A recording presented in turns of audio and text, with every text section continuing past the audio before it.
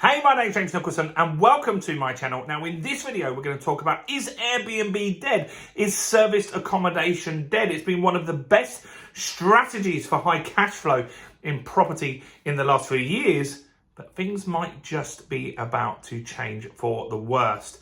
Well, while you're here, I wonder if you could help me out. We're on a journey here to get 5,000 subscribers to the channel. You can see around this video how close we are. We need a few hundred more. And I want to ask you to help us get there to 5,000 by smashing that subscribe button and hitting the bell notification. And while you're there, smash that like button as well. That really helps me with the YouTube algorithm. So, Airbnb. It's a very controversial topic, particularly if you live in one of these idyllic places in Cornwall, Devon, or somewhere similar. So what's happened is a lot of people have come in and bought second homes in places like Cornwall, and then they rent it out on Airbnb and they charge massive high rates. And then at the winter, those places are just total ghost towns. No one's there at all, really. And so this has really caused frustration from locals. I can see why they would be frustrated.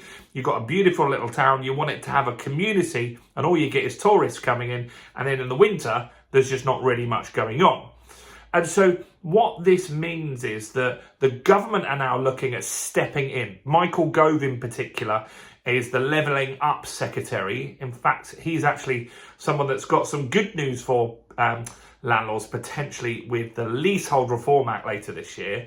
But what he's saying is that they're going to give some power to local authorities that may mean that you need to get permission or planning permission to actually have an Airbnb property. Now, there's no indication on how that will work on existing Airbnb properties. What might happen, if you're fortunate and you already run one of these properties, is you might get something called grandfather rights. And so if you can demonstrate you've been running it as a holiday let for a period of time, you might get grandfathered in. And that actually then makes this a very good announcement, because it's going to stop new Airbnb providers coming into the area. And so your property could be significantly more valuable. And in fact, the Airbnb price that you get could go up as well.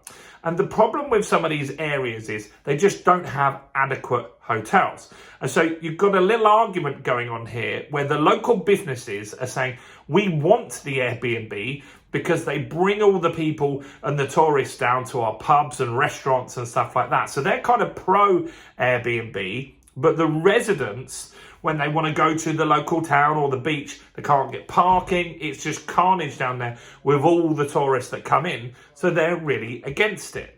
So I don't know what's going to happen here, but it's interesting that Michael Gove is now looking at this and saying, this is something that we have to look at dealing with. Now, in London, they have some sort of way that they're dealing with it already.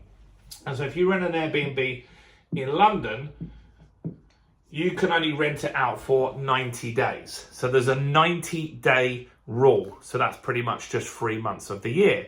Now, they even say in the statement that they put out last week, they struggle to police that. And so Airbnb will police that for you. So they're big companies, so they're obligated to do that. But then what a lot of people do is get 90-day bookings off Airbnb and then get other bookings off booking.com and hotels.com and Homes Away and all these other platforms. And it's very hard for the local council to know that you've got 90 days just from one, if you've got multiple sources that you get these properties rented from.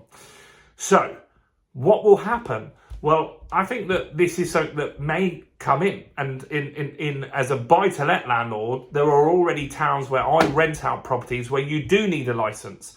So I've got a little portfolio in Hastings in Sussex. And in Hastings in Sussex, you need something called a selective license. And so every few years I have to pay a few £100, and that licenses me as a landlord. They do a fit and proper person check on me to check that I haven't got any criminal convictions or anything like that, right? And that's interesting because that really then gives the certainty that I'm a better quality landlord. And it kind of works in that area, and it has made rental stock that little bit better. So I think that that's what some councils will model. They'll have some sort of license that allows you to be an Airbnb provider. Now, that could also be opportunity. And so when things get difficult in any kind of industry, people that are lazy give up. And so if you're well trained, you're educated on this kind of stuff, and you're persistent, you're someone that will follow the rules, this could be good for you, because what it could mean is that there's going to be less people on Airbnb in that area. That means you're more likely to get higher occupancy rates. So you're going to be full more often. You'll probably be able to charge a little bit more. Obviously, that's dependent on other people and what they do with their pricing. And obviously, if there are hotels in that area, that will mean a difference on that too. But I think it's something to watch. And so if I was looking to do a new Airbnb, this is more in the coastal areas or tourist areas. If you are looking to do an Airbnb in those areas, do make sure that you keep abreast of what's going on. Maybe speak to your local council. Maybe they know what their plans are going to be. Maybe they're already having discussions and you can see what they're expecting to do. Because if you do that stuff, you keep informed, you're ahead on this, you'll be okay. And any contracts you go in, because some people do these on a rent-to-rent basis, if you did this on a rent-to-rent basis, make sure that you've got that exit clause in there that allows you to get out of the deal if this new legislation comes in. Because the last thing you want to do is take a 5-year rent-to-rent deal, then 6 months from now, the council says you can't do it on Airbnb and you're stuck with that property for 5 years. So make sure that you've got all of these exit strategies there. Look at all the options. Could you rent it out as just a normal buy-to-let? Would the numbers still stack up? Is that the case? All of this stuff has got to be a consideration. But it's interesting to see. Airbnb isn't banned right now, but it could be very, very soon. Let me know your thoughts on this. Do you think this is a good move? Do you think this is a bad move? Are the government overstepping the mark again? Comment below. Do like this video. Subscribe to the channel. Hit the bell. And do make sure you get educated on learning how to do these property strategies. Go and check out all my content on the channel, including this video right here.